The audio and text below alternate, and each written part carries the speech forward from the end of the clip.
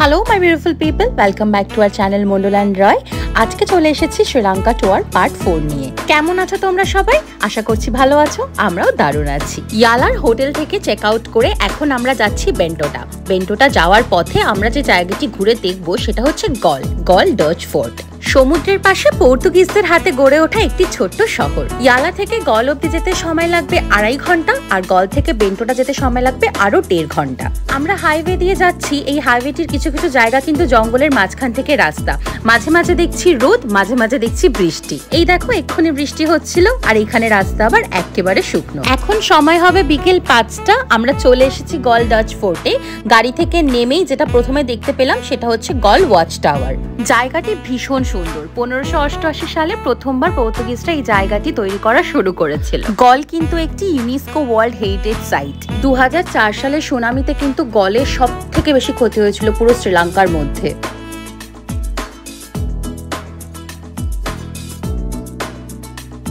এই যে মস্কটি দেখতে পাচ্ছ, এটির নাম হচ্ছে মিডন মস্ক। এই মস্কটি তৈরি হয়েছিল 1904 সালে। শোনা যায় এই মস্কটি তৈরি হওয়ার আগে এখানে একটি ক্যাথলিক চার্চ ছিল, কিন্তু তার আগে এখানে একটি মস্ক থাকার কারণে 1904 সালে সেই চার্চটির জায়গায় এখানে আবার মস্ক তৈরি করা হয়। চলো তাহলে তোমাদেরকে জায়গাটা একটু ঘুরিয়ে দেখাই।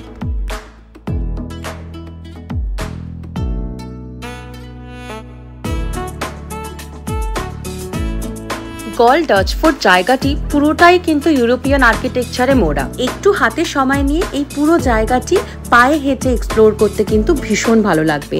হ্যাঁ, পুরো জায়গাটি পায়ে হেঁটে এক্সপ্লোর করা হয়তো সম্ভব হয়ে উঠবে না, তবে যতটা এক্সপ্লোর করা যায় ততটাও যদি করা যায় তাতেই কিন্তু বেশ ভালো লাগবে।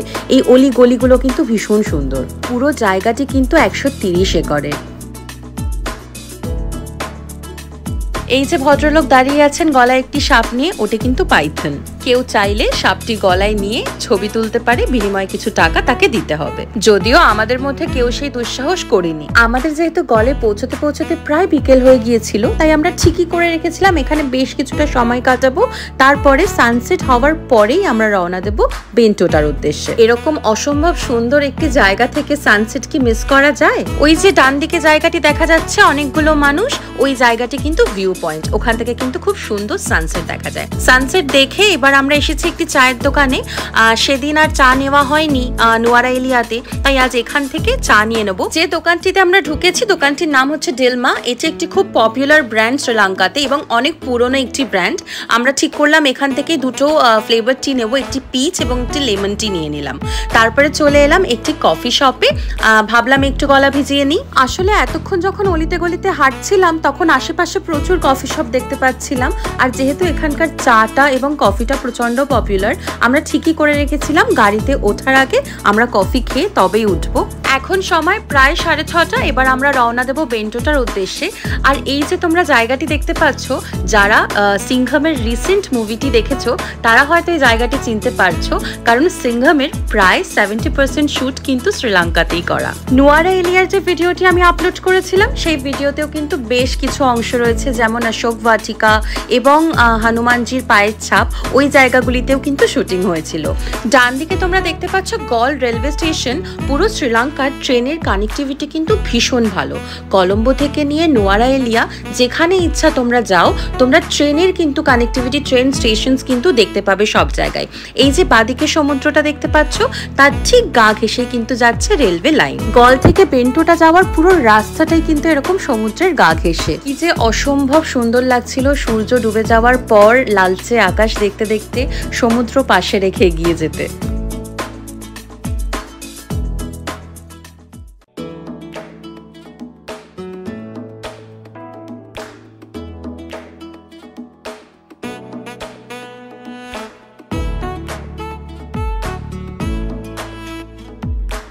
গল থেকে বেন্টোটা আসতে সময় লাগলো 1.5 ঘন্টা। আমরা বেন্টোটা ঢুকে গিয়েছি, এবার যাচ্ছি হোটেলের দিকে। হোটেলে গিয়ে চেক ইন করতে করতে মনে হচ্ছে 7টা সাড়ে 7টা বেজে যাবে। আমরা আগামী 2 দিন যেখানে থাকবো সেটিকে হোটেল বলা চলে না, বলা চলে হোমস্টে। নাম হচ্ছে সিসিস প্লেস। এই হোমস্টেটি যার, তার নাম হচ্ছে সিসি। তিনি, তার স্ত্রী এবং তার ছেলে, এনারা 3 জন মিলেই এই হোমস্টেটি চালায়। সকালের ব্রেকফাস্ট থেকে রুম সার্ভিস সবটাই কিন্তু ওনারা নিজেরাই করেন, শুধু ওনাদের পরিবারের আরো কিছু সদস্য ওনাদের সাহায্য করেন। আর তোমরা নিশ্চয়ই দেখতে পেলে হোমস্টেটির বাদিকে রয়েছে রেলওয়ে ট্র্যাক, সেটি ক্রস করলেই কিন্তু বেন্টোটা বিচ। চলো তোমাদের রুমটা ঘুরিয়ে দেখাই।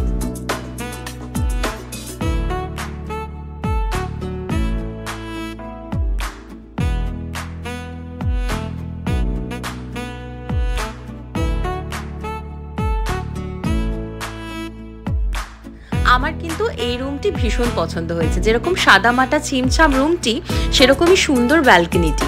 এই ব্যালকনিটি থেকে কিন্তু একদম সমুদ্র দেখা যায় সামনে। আমাদের রুমের ঠিক ডান পাশের রুমটি কিন্তু শ্রেয়াদের, আর আমাদের ব্যালকনিগুলো কিন্তু কানেক্টেড। এই যে ডান পাশে দরজাটা দেখতে পাচ্ছ, এটা খুলে কিন্তু ওদের ব্যালকনিতে চলে যাওয়া যায়। আজ আমাদের 7 নম্বর দিন শ্রীলঙ্কাতে। এখন সকাল 7টা। আমি তোমাদেরকে ব্যালকনি থেকে এখন দেখাই ভিউটা। কাল রাতে অন্ধকারে ঠিক করে দেখাতে পারিনি। এই যে সামনে দেখতে পাচ্ছ, এটি একটি পার্ক। এই পার্কটি ক্রস করলেই কিন্তু সি বিচ। আর ঠিক ডান দিকে হচ্ছে বেন্টোটা রেলওয়ে স্টেশন।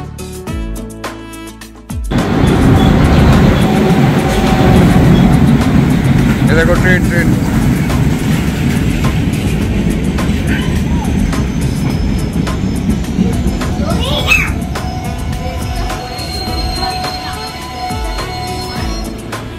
কাল রাতে যখন এই হোমস্টেটিতে চেক ইন করেছিলাম, তখন একটি ট্রেন যাচ্ছে দেখতে পেয়েছিলাম। তারপরে আবার দেখা মিলল আজ সকালবেলায়। ব্যালকনি থেকে কিন্তু ভারী সুন্দর দেখতে লাগছিল। আর যেহেতু আমাদের হোমস্টের একদম ডান পাশেই বেন্টোটা রেলওয়ে স্টেশন, তাই এখানে ট্রেনটি এসে কিছুক্ষণের জন্য দাঁড়ায়।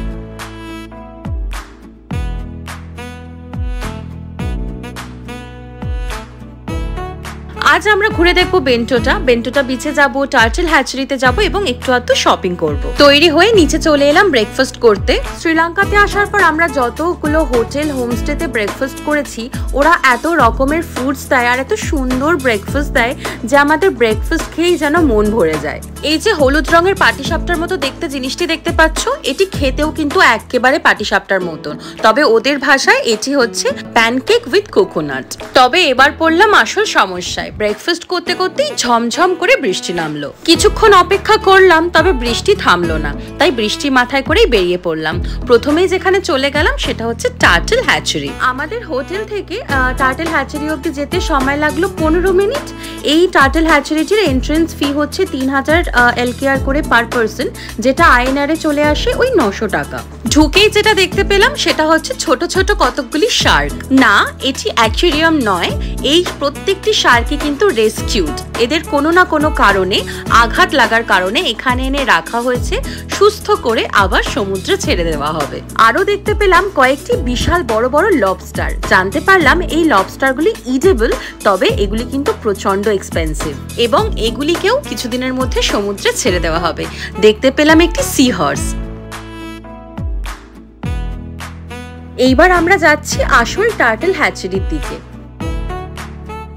প্রথমেই ঢোকার পরে ডান দিকে যেটি চোখে পড়লো সেটি হচ্ছে একটি বোর্ড, যেখানে ছবি সহ লেখা আছে শ্রীলঙ্কাতে ঠিক কত প্রকারের সি টার্টল দেখা যায়, এবং চোখে পড়লো টার্টলের ডিম।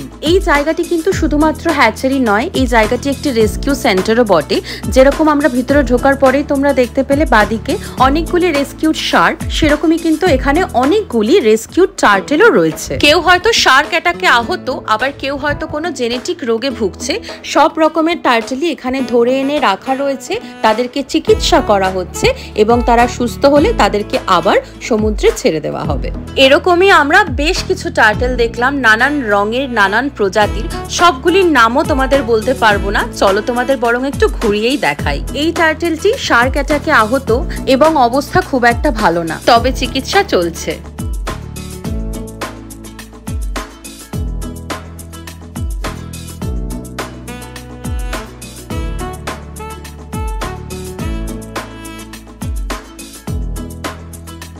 এত কাছ থেকে এত রকমের এত বড় বড় সি টার্টল আমি কখনো আগে দেখিনি, এই প্রথমবার। ভারী অদ্ভুত লাগছিল এবং ভালো লাগছিল এটা ভেবে যে এখানে ওদের চিকিৎসা করা হচ্ছে এবং সুস্থ হওয়ার পরে ওদেরকে আবার সমুদ্রে ছেড়ে দেওয়া হবে। এই টার্টলটি দেখো কি সুন্দর দেখতে, গায়ে যেন ঠিক চিতাবাঘের মতন ছোপ ছোপ দাগ।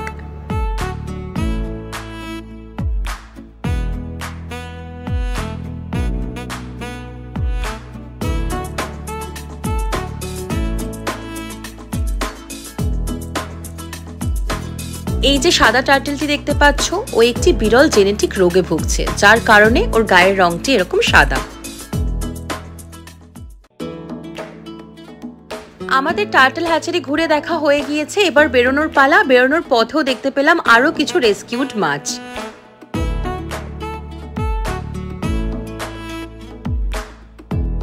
আমি জানি না তোমরা আগে দেখেছো কিনা, তবে আমি প্রথমবার দেখছি। এটি কিন্তু একটি ইল।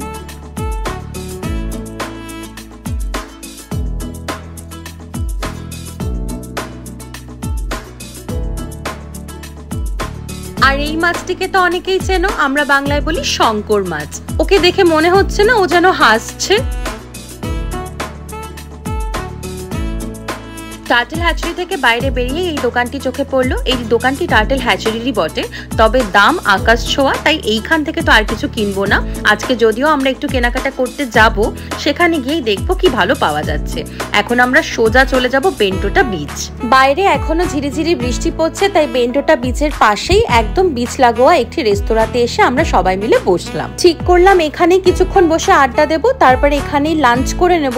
যেহেতু বৃষ্টি পড়ছে তাই নিচে নামা যাবে না বাচ্চাদেরকে নিয়ে। যখন বৃষ্টিটা একটু কমবে তখন না হয় ওদের নিয়ে একটু সমুদ্রের কাছে যাব।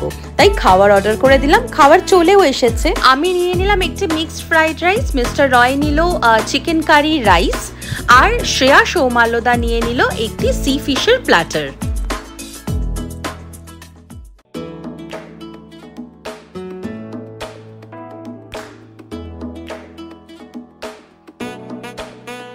বিচটি কিন্তু অসম্ভব সুন্দর, আর যেহেতু আমরা উইকডেসে এসেছি এবং বৃষ্টি পড়ছে, তাই বিচটি একদম ফাঁকা বললেই চলে। আমাদের লাঞ্চ সবে সারা হয়েছে, ইতিমধ্যে চোখে পড়লো এই গাড়িটি, যার পিছনে দেখলাম একটি বিশাল বড় হাতি, আর তারা আমাদেরই এই দোকানটিতে লাঞ্চ করার জন্য দাঁড়িয়েছে। আনন্দে মনটা ভরে উঠলো, তাই সামনে এগিয়ে গেলাম। জানতে পারলাম কলম্বোতে কোনো একটি মন্দিরে কিছু উৎসব থাকার কারণে তাকে এখান থেকে কলম্বোতে নিয়ে যাওয়া হচ্ছে। এখন সময় প্রায় বিকেল 3:30। বৃষ্টি একটু থেমেছে, তাই দুটো বাচ্চাকে সুইমস্যুট পরিয়ে একটু সমুদ্রের কাছে ছেড়ে দেওয়া হয়েছে। এবার আমরা বেন্টোটা বিচ থেকে সোজা চলে এলাম টুকটাক শপিং করতে। আমাদের গাড়ি চালক দাদা প্রথমেই আমাদের এই দোকানটিতে নিয়ে এলো। এখানে আমরা টুকটাক জিনিসপত্র কিনবো, এই যেমন ফ্রিজ ম্যাগনেট, আরো কিছু সূক্ষ্ম জিনিস। এটা নিয়ে নিলাম সিম্বার জন্য। যা যা পছন্দ হলো টুকটাক কিনলাম, দামগুলো বড্ড বেশি। এবার একটি জামা কাপড়ের দোকানে ঢুকলাম, সিম্বার জন্য টুকটাক কিছু কিনবো। আজ হোটেলে গিয়ে তাড়াতাড়ি ঘুমিয়ে পড়তে হবে, কাল সকালে কিন্তু আমাদের বেন্টোটা থেকে কলম্বোর দিকে রওনা দিতে হবে। আজ আমাদের 8 নম্বর দিন শ্রীলঙ্কাতে। এবার এই সুন্দর হোমস্টে থেকে এই রুমটিকে বিদায় জানিয়ে আমাদের পালা কলম্বোর দিকে রওনা দেওয়ার। আর একবার ভালো করে ব্যালকনিটা রুমটা দেখে নিই, কারণ এই এত সুন্দর জায়গাটিতে আবার জানি না কবে আসতে পারবো। অন্য একটা দেশ, একবার এসেছি, আবার আসা হবেও কিনা তার ঠিক নেই। ওই যে দূরে সমুদ্র দেখা যাচ্ছে। চেক আউট করার আগে একবার ভালো করে রুমটা চেক করে নিই, কিছু ফেলে যাচ্ছি কিনা। সাথে বাচ্চা রয়েছে, বাচ্চার কোনো জিনিস ভুল করে যদি ফেলে যাই পরে খুব সমস্যা হবে। সবকিছু গুছিয়ে নিয়ে নিয়েছি, এবার শুধু ব্রেকফাস্ট করব। ব্রেকফাস্ট করে রওনা দেব কলম্বোর উদ্দেশ্যে। আমার এই জায়গাটি এত পছন্দ হয়েছে, ছেড়ে যেতে যেন ইচ্ছেই করছিল না। যাওয়ার আগে আরো একবার শেষবার দেখা মিলল ট্রেনে। এতক্ষণে আমাদের ব্রেকফাস্টটাও সার্ভ করে দিয়েছে, এবার খেয়ে বেরিয়ে পড়বো। আজকে আবার দিয়েছে সেই পাটি সাপটার মতন খেতে জিনিসটি, আর তার সাথে দিয়েছে ইডিয়াপ্পাম। ইডিয়াপ্পাম আমি প্রথমবার শ্রীলঙ্কাতে এসেই টেস্ট করলাম, আমার কিন্তু ভীষণ ভালো লেগেছে। এবার সিসি আর সিসির পরিবারকে বিদায় জানানোর পালা। আমরা যাচ্ছি এবার গাড়ির দিকে। তবে বেন্টোটাকে বিদায় জানানোর আগে একবার শেষবার বেন্টোটা বিচ থেকে কিন্তু আমরা ঘুরে আসবো। জায়গাটি আমার এত পছন্দ হয়েছে, বারবার মনে হচ্ছিল এখানে যদি আরো 2 দিন থেকে যাওয়া যেত। আর এই যে পার্কটি দেখতে পাচ্ছ, এটি কিন্তু সেই পার্কটি যেটা আমাদের রুমের ব্যালকনি থেকে দেখা যাচ্ছিল। আর ওই পার্কটি ক্রস করলেই এই যে সি বিচ। এবার পালা এই অপরূপ সুন্দর ভারত মহাসাগরকে বিদায় জানানোর। আজকের ভিডিও তাহলে এখানেই শেষ করছি। আজকের ভিডিওটা তোমাদের কেমন লাগলো আমায় কিন্তু অবশ্যই কমেন্ট করে জানিও। যদি ভালো লেগে থাকে তাহলে একটা লাইক করে দিও, আর যদি হও নতুন সদস্য আমাদের চ্যানেলে তাহলে অবশ্যই সাবস্ক্রাইব করো আমাদের চ্যানেল মন্ডল অ্যান্ড রয়, আর ক্লিক করে দিও পাশের বেল আইকনে সব নোটিফিকেশন সময় পাওয়ার জন্য। খুব শিগগিরই দেখা হবে শ্রীলঙ্কা টুয়ারের শেষ ভিডিও নিয়ে, শ্রীলঙ্কা টুয়ার পার্ট 5।